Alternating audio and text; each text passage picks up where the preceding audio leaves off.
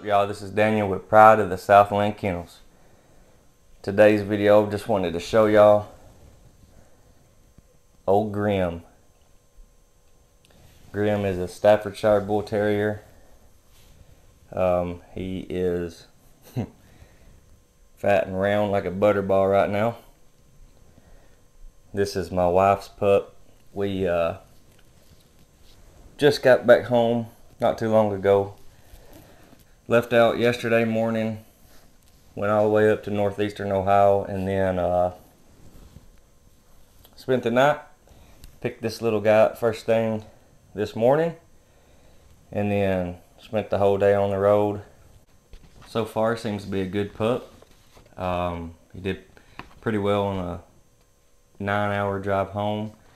When we got to the breeder's property, we went inside.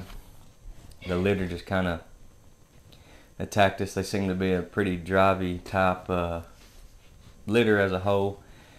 Pant legs and shoestrings was going everywhere. But anyways, this is a dog that my wife has wanted to get for a while. We had a deposit down with Don Matthews for about 8 or 9 months. A lot of people may not know that Don Matthews does have Staffordshire Bull Terriers. For those of y'all that don't know, Don's wife passed away several weeks ago. We tried twice with him. He had 2 unsuccessful attempts. The breedings did take place, but the pups, there was issues with the pups. And anyways, with that being said, with Don being 76 years old and him having health issues of his own, as far as what he told me, and with the passing of his wife, he's downsizing on dogs. So he offered us an adult, or offered us to move it to another American Bulldog litter. We just decided to politely ask for it back, and that was an option. And he was gracious enough to return our deposit.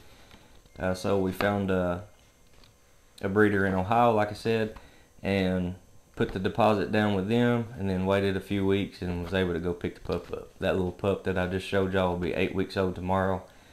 Due to, you know, the logistics and the travel and the time, and the 8-week-old mark being on a Sunday, and the distance for us, with them knowing that we're breeders as well, they allowed us to pick the pup up a little bit early. No harm, no foul.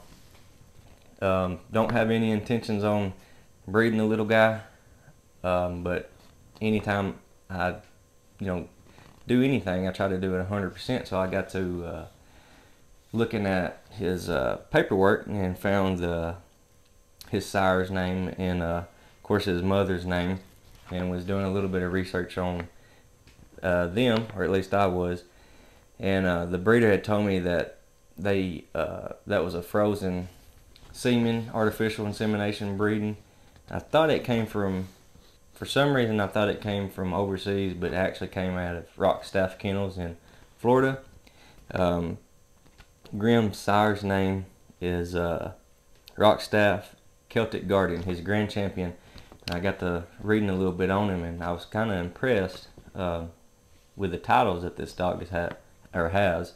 One of them being barn hunting. He's only the 3rd AKC Staffordshire Bull Terrier to earn a farm dog title. I thought that was pretty interesting and unique. So of course, with us being breeders and doing a little bit of work with the dogs, this dog will be a house dog. But with me, the way I think, I want to see what these little dogs are capable of, because I can see it that he has it in him, and then knowing that his daddy has that drive to compete in the barn hunts, which that's a pretty cool little sport and competition in itself.